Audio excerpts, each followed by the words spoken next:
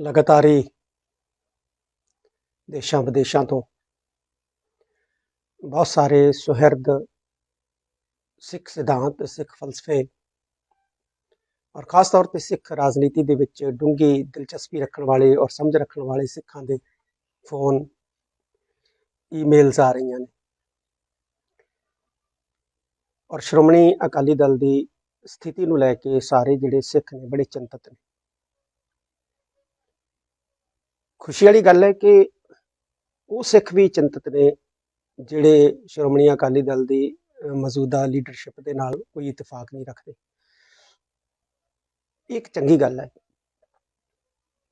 ਕਿਉਂਕਿ ਸ਼੍ਰੋਮਣੀ ਅਕਾਲੀ ਦਲ ਦਾ ਖਤਮ ਹੋਣਾ ਇਹ ਸਿੱਖਾਂ ਲਈ ਬੜਾ ਘਾਤਕ ਹੈ। ਇਸ ਲਈ ਸਿੱਖ ਚਿੰਤਤ ਨਜ਼ਰ ਆ ਰਹੇ।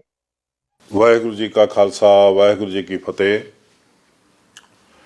ਗਿਆਨੀ ਹਰਪ੍ਰੀਤ ਸਿੰਘ ਜੀ, ਤੁਹਾਡੇ ਵੈਂਡ ਸੁਣੇ, ਤੁਹਾਡੇ ਕੀਰ ਨੇ ਜਿਹੜੇ ਤੁਸੀਂ ਪਾਏ ਅੱਜ ਉਹ ਸੁਣੇ ਨੇ ਚੰਗੀ ਤਰ੍ਹਾਂ, ਜਿਨ੍ਹਾਂ 'ਚ ਤੁਸੀਂ ਕੀਰ ਨੇ ਪਾਉਂਦਿਆਂ ਕਿਹਾ ਕਿ ਸ਼੍ਰੋਮਣੀ ਅਕਾਲੀ ਦਲ ਦਾ ਖਤਮ ਹੋਣਾ ਸਿੱਖ ਕੌਮ ਲਈ ਘਾਤਕ ਹੈ।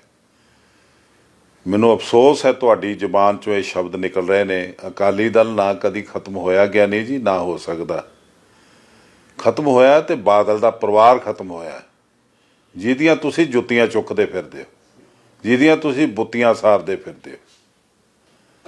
ਇਹ ਤੁਹਾਡੀਆਂ ਜ਼ਿੰਮੇਵਾਰੀਆਂ ਨਹੀਂ ਜਿਹੜੀਆਂ ਤੁਸੀਂ ਨਿਭਾ ਰਹੇ ਹੋ। ਤੁਸੀਂ ਇੱਕ ਗੁਲਾਮ ਦੀ ਜ਼ਿੰਦਗੀ ਜਿਉ ਰਹੇ ਹੋ। ਤੁਸੀਂ ਗੁਲਾਮਾਂ ਵਾਲਾ ਜਿਹੜਾ ਵਿਵਹਾਰ ਸ਼ੁਰੂ ਕੀਤਾ ਇਹਨੂੰ ਬੰਦ ਕਰੋ। ਔਰ ਮੈਂ ਦਿੱਲੀ ਨੂੰ ਵੀ ਕਹਿਣਾ ਚਾਹੁੰਦਾ ਕਿ ਸ਼੍ਰੋਮਣੀ ਅਕਾਲੀ ਦਲ ਦਾ ਖਤਮ ਹੋਣਾ ਦੇਸ਼ ਲਈ ਵੀ ਘਾਤਕ ਹੈ, ਦੇਸ਼ ਲਈ ਵੀ ਸਹੀ ਨਹੀਂ ਹੈ, ਕਿਉਂਕਿ ਸ਼੍ਰੋਮਣੀ ਅਕਾਲੀ ਦਲ ਇੱਕ ਅਜਿਹੀ ਪਾਰਟੀ ਹੈ ਜਿਸ ਨੇ ਹਿੰਦੁਸਤਾਨ ਨੂੰ, ਭਾਰਤ ਨੂੰ ਆਜ਼ਾਦ ਕਰਾਉਣ ਦੇ ਵਿੱਚ ਆਪਣਾ ਬਣਦਾ ਜਿਹੜਾ ਹੈ ਉਹ ਰੋਲ ਅਦਾ ਕੀਤਾ ਹੈ, ਬਣਦਾ ਯੋਗਦਾਨ ਜਿਹੜਾ ਹੈ ਉਹ ਪਾਇਆ।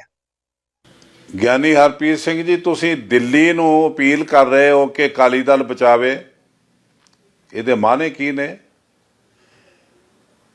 ਸਿੱਖ ਕੌਮ ਨੂੰ ਸਮਝਾਓ, ਇੱਕ ਦਫਾ ਹੋਰ ਕਲੀਅਰ ਕਰੋ। ਦਿੱਲੀ ਤੁਸੀਂ ਕਿਸ ਨੂੰ ਕਹਿ ਰਹੇ ਹੋ ਅਕਾਲੀ ਦਲ ਬਚਾਉਣ ਲਈ?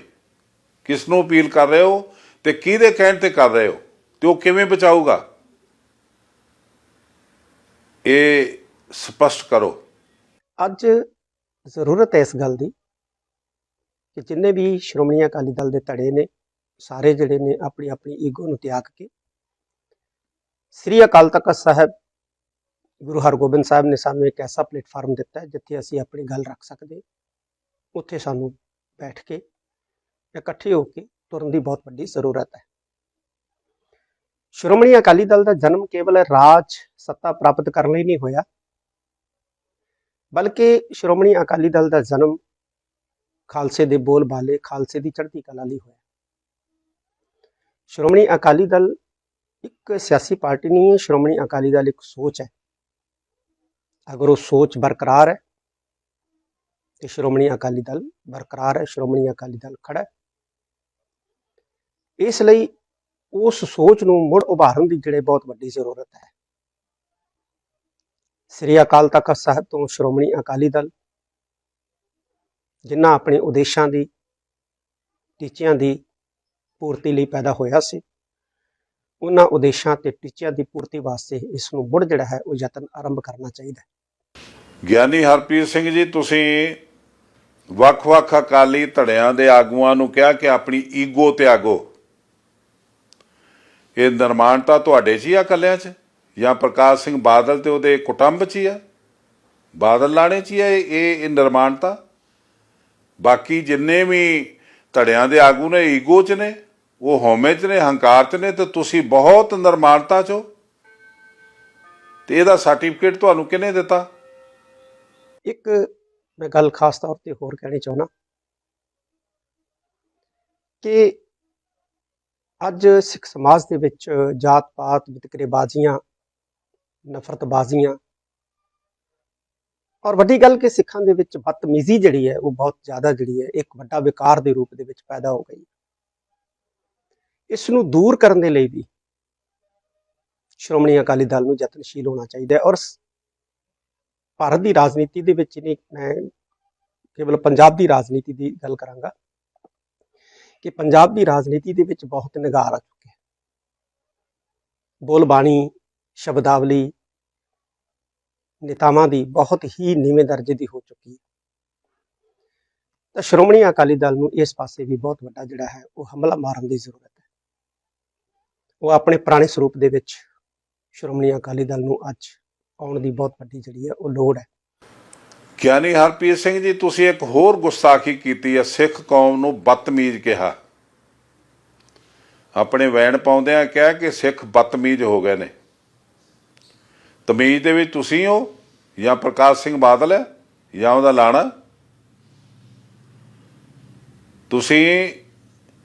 ਤੁਸੀਂ ਬਾਬਾ ਬੁੱਢਾ ਜੀ ਦੀ ਹੈੱਡ ਗ੍ਰੰਥੀ ਦੀ ਪੋਸਟ ਤੇ ਕਲੰਕ ਲੱਗੇ ਹੋਏ ਹੋ। ਤੁਸੀਂ ਦਸਮ ਪਾਤਸ਼ਾਹ ਦਾ ਜਿਹੜਾ ਸਰੀਰ ਸੀ, ਮੇਰੀ ਆਤਮਾ ਗ੍ਰੰਥ ਵਿੱਚ, ਪ੍ਰਾਣ ਪੰਥ ਵਿੱਚ, ਤੁਸੀਂ ਉਹਦਾ ਨਿਰਾਦਰ ਕੀਤਾ। ਉਸ ਸਰੀਰ ਦਾ ਤੁਸੀਂ ਨੌਕਰ ਬਣ ਕੇ ਤੇ ਬੁੱਤੀਆਂ ਸਾਰਦੇ ਪਏ ਹੋ, ਆਪਣਾ ਤਾਲ ਪੂਰੇ ਕਰਦੇ ਪਏ ਹੋ, ਤੁਸੀਂ ਫਰਜ਼ ਨਹੀਂ ਨਿਭਾਉਂਦੇ ਪਏ।